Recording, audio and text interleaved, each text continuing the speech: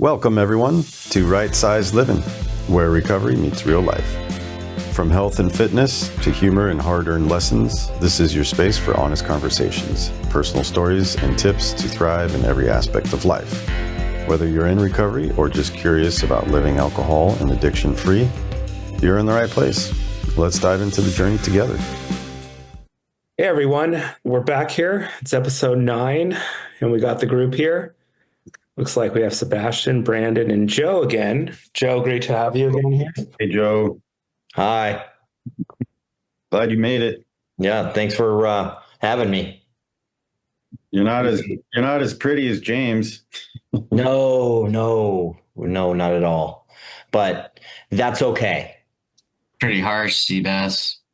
You know, is honesty a character defect? I'm not sure. We'll get into that a little bit later. Joe, I think you're beautiful.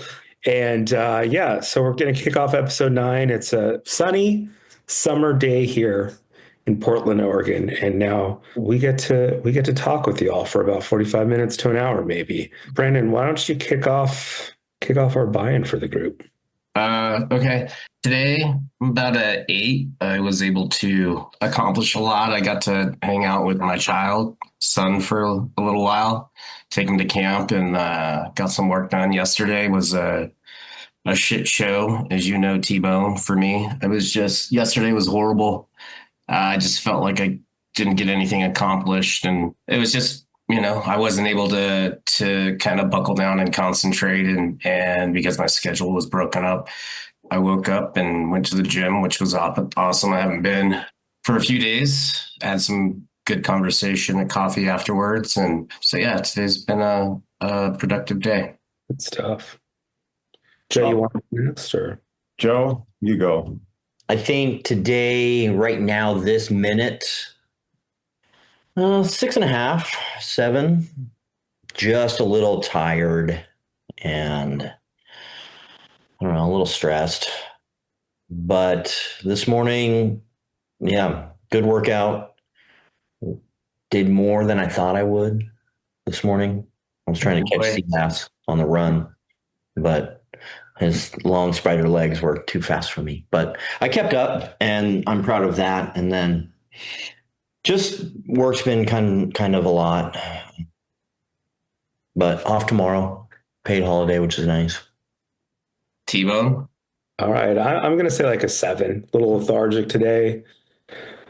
Let's just tell you how the morning started off. I woke up late for a work meeting, which, you guys know my alarm system. I got like 20 alarms to wake up every morning.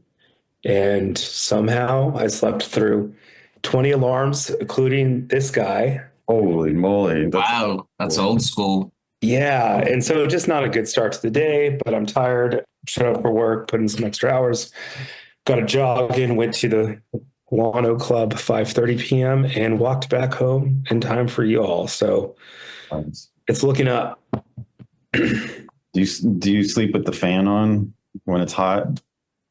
There are no ceiling fans here, but I do have like other fans to circulate the AC, like the AC units, Okay. But they're so like new and plasticky and quiet. Right? Yeah. We have an AC unit in our upstairs bedroom, and it's super loud, and I can hardly hear my alarm. But somehow I still wake up. I'll go into it in some detail, but I got like 2 laptop alarms rigged to speakers. Got that alarm clock I just showed you, 2 cell phones, and then a desktop alarm, all with about 32-minute separations. Dude, the only thing you're missing is a fucking rooster. Yeah. So at one point, was all of that happening? Correct. That's skills. Need a foghorn. Oh. Dang. Physically a 6. I'm really beat up. Did a lot of physical activity today, starting with the workout. And there was, as you guys know, there was running. I was working out in the sun, so I'm kind of like feeling a little lethargic from the sun, and my back started hurting. I had to change a trailer tire because it was flat, and I don't know, just this and that. So I'm physically a 6. Mentally, I'm an 8. I'm good. Should I kick it off? What do we got? Yeah. Well, What are we talking about? Well, so the topic for today is going to be how your character flaws were actually virtues and sobriety to kind of help you get through. For me, it's like stubbornness and fear and the need to fit in. So, like I mean, for me, when I first got to the Alano, I mean, I just, I had alcoholic myopathy and alcoholic neuromyopathy. So my brain and, muscle coordination was, I mean, I was just shot. And, but, after probably the first week was when things kind of started mellowing out. But, it was the panic and the anxiety that just, I mean, there was no easing up on that. Plus, I wasn't sleeping at all. I was going, 4 days without sleep. And if I was lucky, slipping in maybe 2 to 3 hours. And so, I mean, I was just in rough fucking shape. I mean, looking back, dude, like I didn't realize when I was in the shit that like how close, I mean, I came to dying. And if I didn't die, then, I would have been homeless had I not gotten to the Alana Club and, started actually trying to get help. I was so alone and I didn't know what to do. So the meetings were the only socializing and the only thing that would mitigate, the mental and kind of physical pain was being around people and you guys being there. And that was like listening to you guys talk shit to each other was a huge thing. And so like listening to you guys, I was just, you guys were kind of like the cool kids in AA. I've never been called a cool kid before. Yeah. Thank you. Well, you are, dude. But, kind of the thing that kept me going was my stubbornness and kind of fucking ignorance too, where, I was faking it until I made it. I had such a list every day of like, you got to meditate, you got to pray, you got to read the big book, all these things, this laundry list of things where, and my brain wasn't functioning properly. It was just a constant confusion. And it was just, I just felt so claustrophobic. And I mean, even my vision, like everything just kind of was darker. I felt like the lights were going out literally. And so, it was fear, the need to be accepted, fitting in, and stubbornness that really, helped me get through. And looking back on it, I was just like, if it wasn't for my HP, bringing that nurse in and guiding me to the Alano Club and finding you guys, like it was such a tightrope, looking back where had I gone to another, AA group, another meeting, not met you guys, not met my sponsor. I mean, it scares the shit out of me daily. I think about it all the time. And our friend C Brown, was one that really encouraged me to start reading, like the promises. And that was kind of like the first step of, starting to open up and becoming part of the group and then being asked to come to the business meeting and taking a service position as doing the seventh. And I just wanted to be part of the group for one, but, just the fucking fear, man. I mean, it's constant. And now my fear is like, I just don't want to go back ever. I hear a lot in meetings that fear is the root of so many character defects. When I was thinking of some of my character defects that I wanted to talk about and, listening to what you're saying, I'm like, yeah, I think, if I break it down, it comes to fear. So you got over your fear, you pushed through and you challenged yourself. Mm-hmm. And now how do you use fear to your advantage in your recovery? How do you use it positively? I mean, for one is helping newcomers, because I see myself, and you hear it in the rooms all the time, but you see yourself in that person and knowing how much pain they're in and you've been there. I mean, I talked to T-Bone yesterday where I don't do self-pity and I don't do sympathy for myself because that's just how I grew up. And, you tuck that shit away and don't do it. So it's difficult for me to be empathetic and sympathetic to a point where if it's just an ongoing thing, I'm just like, you need to buck the fuck up, man. But I'm using the fear to become softer and understanding, because I've been there where, people, I have a tendency to forget how I got there because I'm feeling better. And I get a constant reminder of working with new people and seeing and being able to, see myself in them. And, when someone comes in and they're just fucking wrecked, and then you start, after a couple of weeks, they start to smile. I mean, there's really nothing better than that for me. So the fear for me is I don't want to go back to that. So I'm doing whatever the fuck I can. I mean, I just feel good. The fear is not feeling good anymore. And I don't want that. I mean, having a bad day like yesterday is a rare occasion. It's like once every 2 weeks or something like that. And it passes. Yesterday was pretty intense. So yeah, just not wanting to feel bad.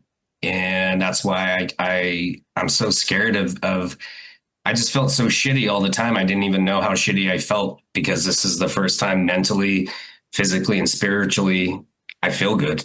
It's just like this huge weight lifted off my shoulders, and the chip off my shoulder that I've been carrying for so many years. Does that answer your question? Yeah, it's good, man. We're here to learn. So I like, before we decided on this topic, I had to like look up like, yeah, how does that work? How do you turn these things into assets, right?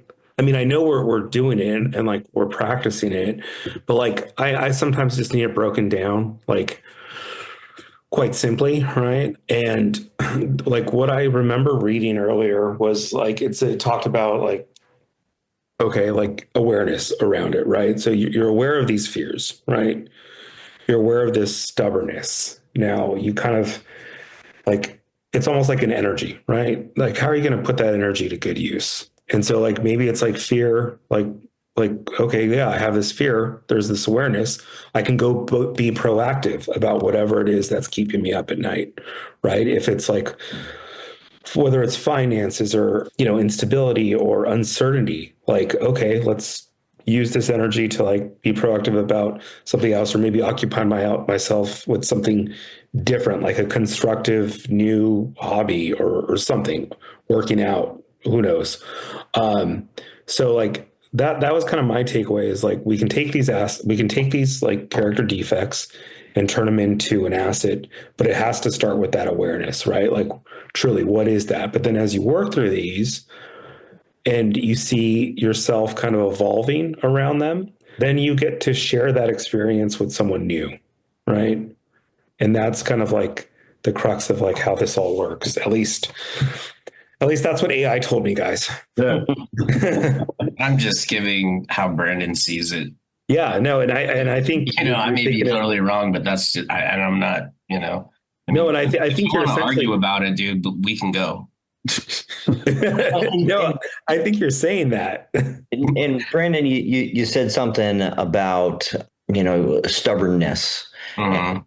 And I think that narrative can be changed a little bit now, right? Yeah. Whereas in the past it was, this is what I think, therefore that's the way it is. You're not going to change my mind. Listen to me. It's all about me. It's all about me. It's all about me. And now, these things that are maybe you might feel stubborn about, like getting to the gym, working with all these things that you have to do in recovery. I think the narrative could be changed to determination. Right. I mean, and it's evolved. In the beginning it was stubbornness. Now it's I want to do these things. I know how it's helpful for others, because what you guys did for me and the community. I'm a greedy fucker. Like, when I'm feeling good, I don't want to share that with anybody. But it's not like that with this. This is something that, it's not an obligation. It's just something that is intrinsic. I don't feel like I have to do these things. It's like I want to do these things. I know it's going to help them, but it's also helping me, and that may be selfish or you can say that, but that's just how it is. And so, my stubbornness has evolved. The stubbornness in the beginning was just basically just true fucking grit to get through the first 4 months, and then, doing all the stuff that was recommended and suggested to me. I mean, I just, I got to have physical proof, physical evidence, and everything was working. So I'm just, I'm a skeptical person by nature, especially with shit like this. So it works. It works if you work it. Yeah. You're working it. You're worth it. Yeah, I was thinking, some of the character defects that I wanted to talk about. Well, when I was drinking, and it does come down to fear. I didn't try new things. And Joe, you know all about this. You're the one that in treatment, you're like, you're a no guy. You should say yes. No, you guys want to do that? Or Cbass, you want to do this? You want to do that? No. I owned my own business for almost 10 years and I worked alone and I was just cruising. I was fine doing just that. It wasn't great. It was easy work. And Sarah always, my passion is photography and she'd always push me like, go out and do something in photography, go build your website, build your Instagram, get yourself out there. And I was so afraid of failure and not getting accepted as I just thought I wasn't good enough. And so I never tried. So,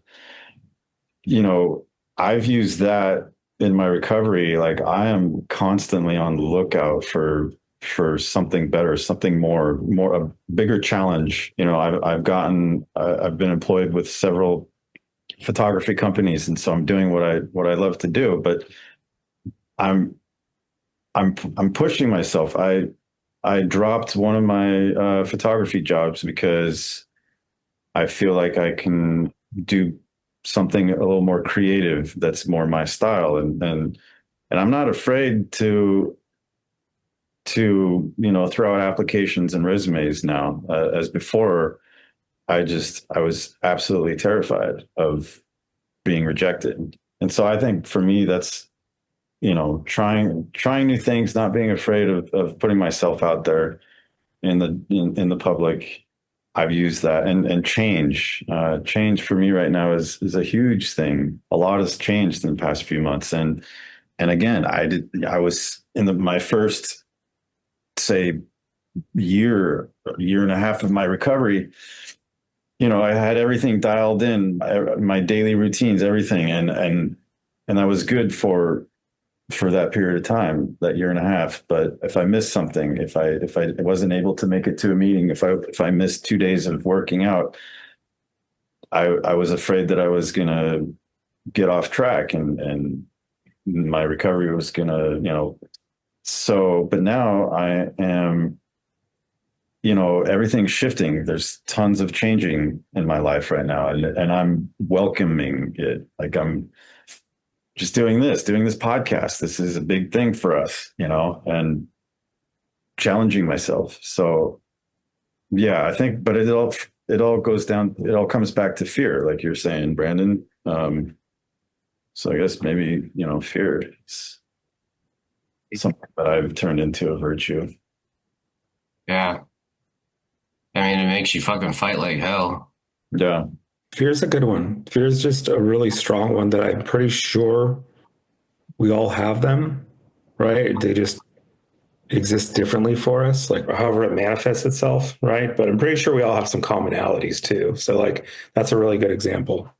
Quicksand. That's a fear. That's valid. To add to what I was saying, I think the reason why I'm more comfortable now putting myself out there and challenging myself is because you guys are like my backbone. Like I have support, I have I didn't really, I mean, Sarah was a supporter of me and she was pushing me, but I didn't have anybody else at the time. And now, you know, I was nervous about dropping one of my photography jobs. And I think I talked to Rob, I talked to a couple other people about it. And so I have that support. I can reach out to you guys and get opinions and, you know, talk through it. And so I think that's been a huge thing, a huge part of why I'm growing as a person, and challenging myself. So is having you guys by my side. Yeah, I mean, yesterday was just a prime example of, like T-Bone called me and I was just like, kind of let it out, which I've never been able to do that, not even with my wife. You know, I didn't. I see where it's going. You guys have a cry sesh?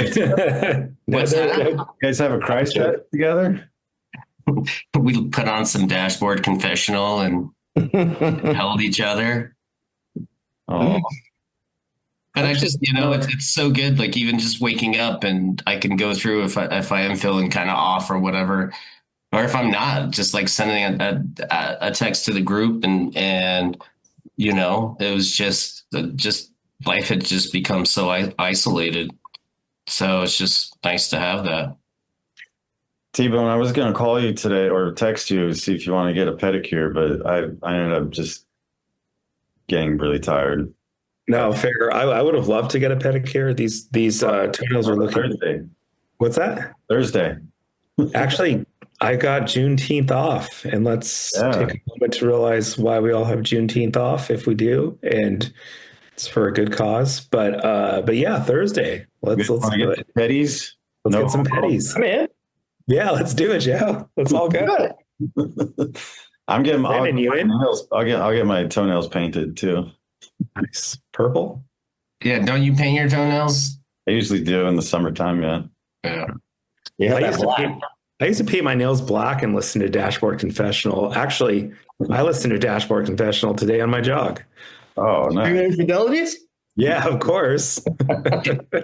Were you fucking crying? You know what, guys? I'm always emo. It's okay. Like, I'm always emo. I have an emo playlist that it just, No fear. Do it. What's the title? What's that? What's your playlist title? I think it's just like a black heart. Tears of T-Bone. I think it's just a black heart. That's it. Do you want to go up? You ready to bat? Who? You. Oh, yeah. So I'm going to pick one that you guys haven't picked. I've had stubbornness is one, but fear is also another. But indecisiveness, like I'm going to pick one that is, Brandon laughs. Like I can decide on, how to burn my life down pretty quickly with the choice of a person or a thing in life, but I can't determine like, do I want to use blue ink or black ink on this? Like, the note I'm writing myself today, like things like that. Like, so indecisiveness, and it plays out in a lot of things. Work emails, text messages to people, Cars. What's that? Cars. It does. Yeah. I mean, that's how many important. cars did you look at before you got yours? A few. I mean, we can call it smart shopping, but yeah, indecisiveness is a big one, right? For me. And but to the point where I could be so indecisive about something that I don't take any action and nothing is produced or the outcome leads to nothing. I just sit on it, right? And that's where it becomes a problem. And you boil that down though, where does that indecisiveness come from? I think it's afraid of committing, right? Committing to something. Like, I don't want to commit. I probably have to talk to my psychotherapist about this to be like, why? It's down to picking blue or black ink. You don't want to commit to either one. Those are easier, Sebastian, but let's pick the new apartment or the car as examples, right? I was like, oh God, I'm going to get into a 5-year payout on this car. And that's like the rest of my life, for God's sakes. And I'm going to be stuck in this car. And then, my rental lease was one where I was I just couldn't decide on a place. And, ultimately I decided on both, but it took me months, right? I think it's like afraid to commit to something that has like long-term implications. That's really what it is. Yeah, and I mean, I can definitely identify with that. I'm constantly overthinking, and for me, that all comes from my own fear, my own insecurity. That oh my gosh, what if blue is the wrong color? Huh. What if I regret that? Yeah. Yeah. What if I regret that? Like then you have like buyer's remorse or like FOMO, right? You know, because you're like, well, what's the grass is greener on the other side, and that's the one I chose against, right? And that's kind of how I overthink like you, Joe, and I think about it to the point of like obsessing over it to like where it's like it's paralyzing. Then I just can't make any damn choice. And so I guess like bringing that full circle, and haven't put it into practice yet, but like how can that become a damn asset? Well, we're aware of this issue now, right? I'm indecisive.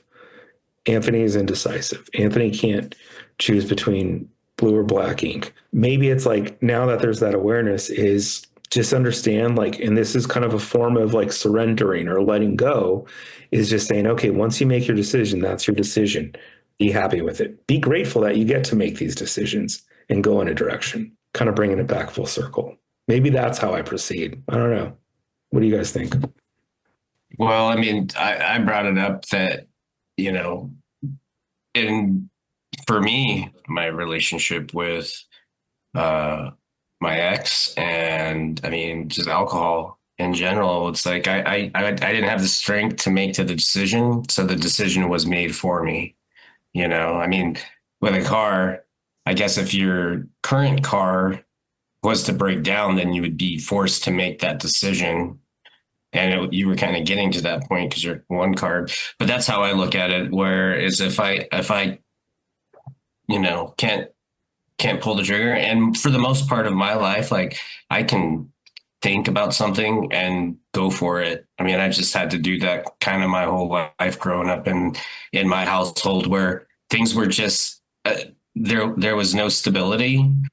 So it's not like I'm gun shy about that type of stuff where it's just like, okay, I've been this road from since I was a kid where I move forward with confidence, but on big shit like a relationship, I can't do that for myself. So decision was made for me. Yeah. So T-Bone, are you saying that this is a character defect that you're currently working on, or is this something that you've turned around and turned it into an asset? I haven't turned it into an asset yet by any means, but I think through like learning these past, like, let's call it 2 years ish about that defect, seeing it play out and seeing like the negative aspect of it, like I can share that with someone else, right? I can share that like, hey, by not making a decision, you may miss out on these great things, right? Or learn how to be confident in your decision making. And, sometimes options are good to have, but like, for, God damn it, flip a coin or something, Make it easier. Well, and as you get further along in your sobriety, it's having trust in yourself where, like being an addict and alcoholic, for all of us, it's we're not firing on all cylinders, man. It's just all right, we're caught in headlight and we don't want to deal with shit, so we self-medicate. And now, with a clear head, it's probably less confusing where you're able to move forward a little more rapidly with confidence because you have, people to reach out to and bounce it off of. It's just like, I do with you guys. Yeah. Yeah. Having a pit crew is good. Mm-hmm. Joe. I call front wheel. You call it front wheel? Yeah. Yeah. I mean, fear is definitely real. And I think most of my character deficits or defects, however you want to, call that, come from fear, kind of a subset fear byproduct is, or, what came first is low self-esteem. That fear or that feeling that I'm not good enough, that I can't do this, that nobody likes me, that, Yeah. fit Yeah, in, I forgot to mention low self-esteem. Yeah, me like, too. like, like Brandon outside the AA meetings, just going out there in that parking lot and everyone's there chatting with other people, right? I can't just go stand there and say, "Hey, I'm Joe. How are you? Can I join your group?" That's just not me. Why could somebody else do it and not me? I just never felt that I could, that I was good enough, and it's that fear of rejection, that fear that I might say something stupid, or as soon as I turn and walk away, they're all going to be talking about me, kind of all that bullshit, really, and that fueled me for a long time, that I'm not good enough, pushed me to work really hard at being the best, chef I could be, being, the best partner I can be. But it never made me any better of any of those things. It actually made me worse. You pour booze on top of that, all of a sudden now I've got to work extra hard because I can't perform as well. Right. And I used to use a lot of drugs and drink a lot of booze. A lot of it was because I was scared of how I might feel. I might be uncomfortable. I might be bored. So, but if I smoke 2 joints, have a 6 pack, and whatever, I know exactly how I'm going to feel. And, it's still there. I can't say that my low self-esteem is gone. It's much better. I know that I'm no less than anybody else, but still sometimes I feel it. And still sometimes I'm scared, when I get around people I don't know, you know, put me in a group of 3 guys I know, and, you know, I'm comfortable. I'll chat, I'll engage, I'll be vulnerable, I'll be supportive. Put me in a room with 3 guys I don't know, I'm not saying a word, and that's just, it doesn't serve me. Right. And I think, to Anthony's point, that awareness, I think, is the silver lining, is the gold, because now I could look back on a situation and say, that was my fear. I am no less than. Or even in a current situation, I can say, that's my negative self-talk. It's not true. That's just my feeling. And I think, that's part of the work we do here when we look at those things, is try and identify and become aware. Right. Dang, Joe. Yeah. Good stuff. Funny. Yeah, and to your point, Joe, I mean, I was thinking this the other day where, growing up in Utah, being a short brown dude and among, a sea of white guys and my friends, the taller white dudes always getting a girl or, and where I wasn't a shiny, pretty thing. So I started, creating shiny, pretty things, where I find a loophole and, basically getting really good at what I was doing, and like with the determination of like fucking revenge, where I'm just like, fuck all these people, and they feel this way. And it was just like, it's fucking me. Like these people, there's not a battle. There's nothing going on, but the shit that's going on in my head, where I'm just like, I'm going to fucking show these people, that this short brown dude can do some shit. And I don't know how to fucking act in public, man, if I'm not drunk. I mean, I'm just really uncomfortable about it. I'm getting better, but it's just like the crazy amount of anxiety that I get, I used to get, it's getting better, but it was just like fucking kids' birthday parties, if they didn't have beer or wine or something there, Jesus, just not wanting to talk to anybody, just constantly retreating. So, I've yet to dance sober. are you a good dancer? I don't know sober. I think I was drunk, but that's my opinion. Right. Probably not. But I'm willing to try. See, I'm going to challenge myself. I'm going to go dance. Where are you gonna go? Dance.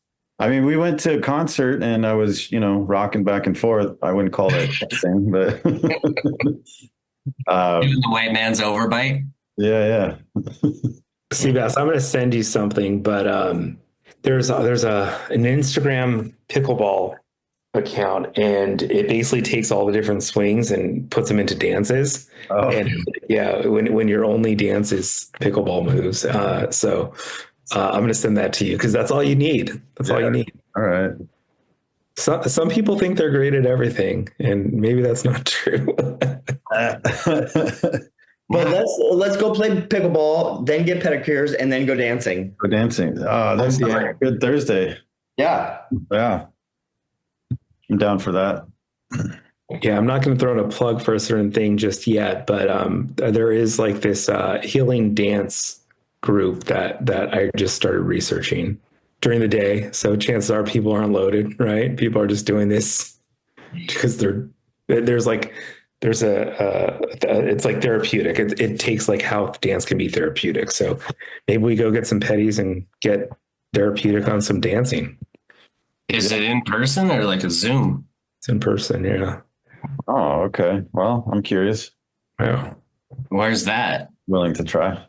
It's it's between here and downtown, so I guess the Pearl, I guess. Is it for sober folks or just for people that want to dance during the day? Doesn't highlight sobriety or recovery. Doesn't highlight that, but I imagine we'd see some of us there. Yeah, look into it. I'd be down.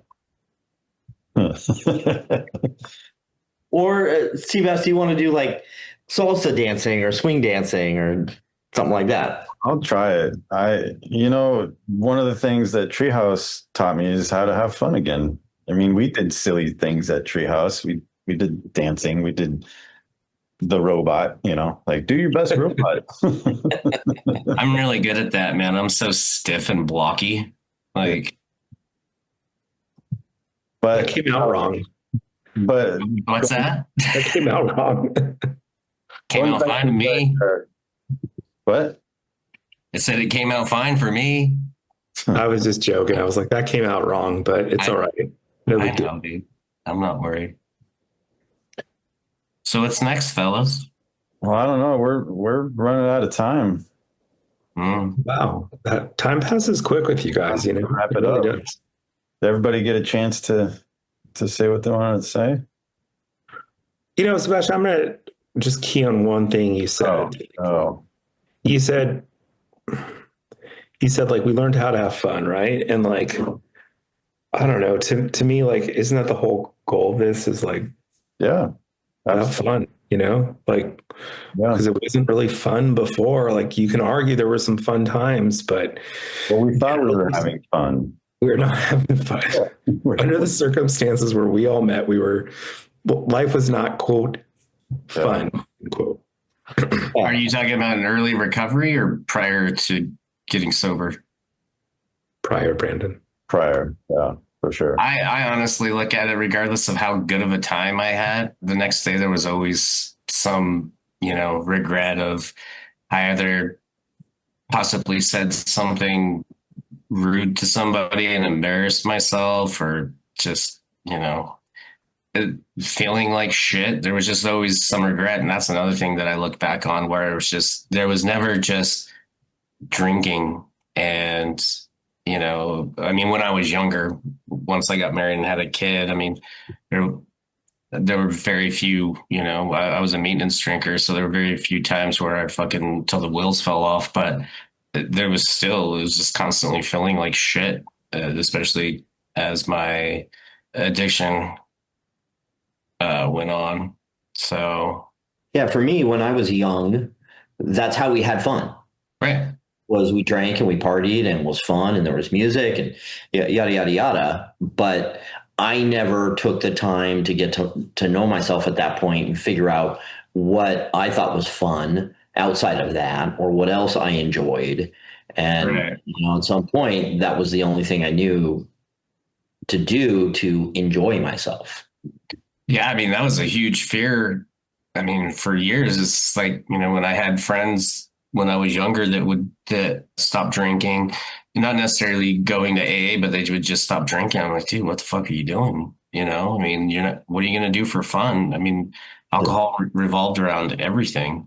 Yeah. But the thing that I'm finding in AA is that I love being social and very gregarious, but it's healthy. The people there, I found my laugh again because of you guys. I mean, I forgot how to fucking laugh, and it was, and I love laughing, but it was just there was nothing there. I found my sense of humor again, and